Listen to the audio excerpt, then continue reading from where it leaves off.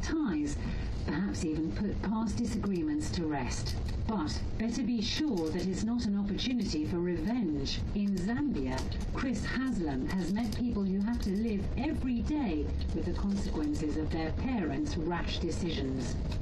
Under a darkening sky on a dusty, potholed track in eastern Zambia, a small boy is struggling to push a large Chinese bicycle. Its handlebars, crossbar and panniers are stacked impossibly high with yellow jerry cans, firewood and a sack of rice. Because the boy needs both hands to keep the bike upright, he can't sweep the flies from his eyes. But this 7-year-old is labouring under a much heavier, less visible burden. His name is Mulungani. It's an Nguni word meaning punish me. Who, I asked my driver Mavuto, would give their child such a horrible name? Maybe his grandfather, maybe the chief, he shrugs, explaining that in Zambia it's common for parents, especially in rural areas, to invite community elders to choose the name of a newborn. Sometimes the chief wants to punish the family, says Mavuto, or maybe he thinks this new child is too much for the family to bear. Watching the boy's Sisyphean progress towards his distant home, that name suddenly seems disturbingly apt. But he's not the only one round here cursed with such a dismal name.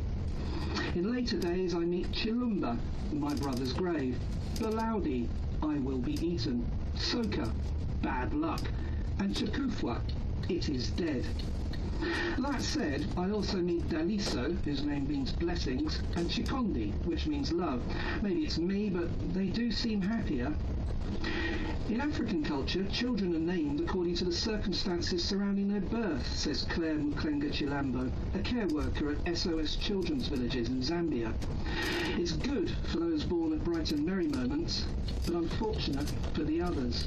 And there are a lot of others. HIV and AIDS have ravaged Zambia, and although infection rates are now falling, 55,000 adults and 5,000 kids became infected in 2015. Countrywide, an estimated 380,000 children have been orphaned by AIDS and 85,000 are living with HIV. Ask Masie, that's orphan, or Chisonis, sadness, or the sad-eyed Chimwamsozi, whose name means drinker of tears, or 9-year-old Kamani, whose name means kill him, and his little brother Komaniso, aka kill him also. Most Zambians have several names, says Kangachepi Banda. His name means well off, and as a safari guide he's doing okay. The first name is the Zina la Bamkombo, or the name of the umbilical cord, says Kangachepi. After birth, the mother and child hide away until the cord drops off. On that day, the baby is presented to family and neighbours, and the person honoured with choosing the name makes his decision. Use of this name is supposed to be limited. It's meant to be kept between the namer and the named, a dark reminder to the growing child that one person saw into his or her soul just after birth. The church, says Claire Mulenga Chilambo, offers deliverance. When they're baptised, people are given Christian names, she says. This gives them the opportunity to give up a name which is often seen as the cause of misfortune in their lives. But there are some here who see opting for the homogenised anonymity of John, James or Mary as a dereliction of tradition.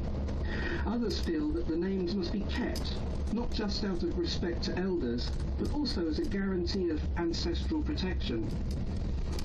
If the name maketh the man, then surely Zambia's notoriously grim prisons are full of unfortunates who've been saddled with names like Chidano, Mpenzi and Chenanga. That's hatred, trouble and wrongdoer respectively. It's possible, concurs Mavato. Growing up, he knew a kid called Chiheni, which translates as bad boy or thug.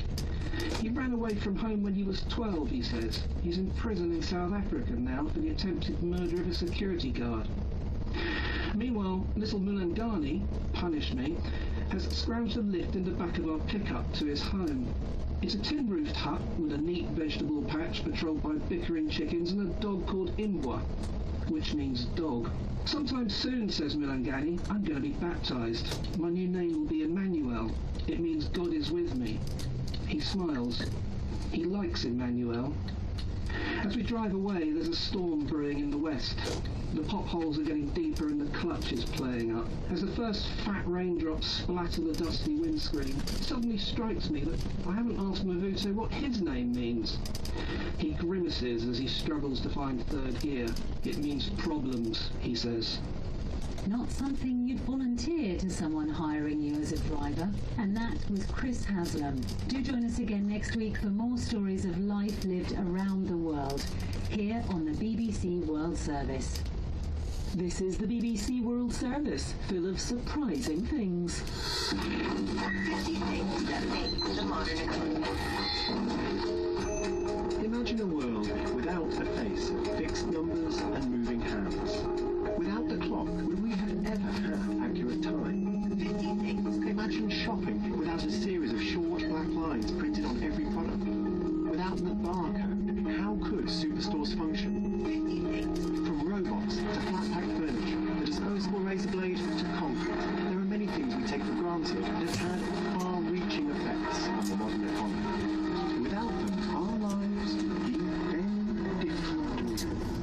I'm Tim Harford. Join me as I delve into 50 inventions, ideas and innovations which have helped create the economic world we live in. 50 things that make the modern economy. Listen at bbcworldservice.com/50 things or subscribe to the podcast. Coming up on the Cultural Frontline with me, Tina Dahealy. She was born in Paris to Iranian parents, so why does author Leila Azam Zanganeh write in English? You have this language that keeps on asking to be twisted like hot glass. They dream of crossing the sea to Europe, but as one photojournalist has discovered, the migrants who gather in Libya are becoming trapped in the nightmare of slavery. That's the Cultural Frontline with me, Tina Dahealy. Now the BBC News with Stuart McIntosh. China is reported to have killed or imprisoned at least 18 CIA spies in what's been described as one of the worst breaches of US security in decades. The New York Times said the deaths occurred during a 2-year period from 2010. Some current and former officials believe the Chinese hacked the covert system the CIA used to communicate. Others say a mole blew the spies' cover. The CIA declined to comment. President Trump has said the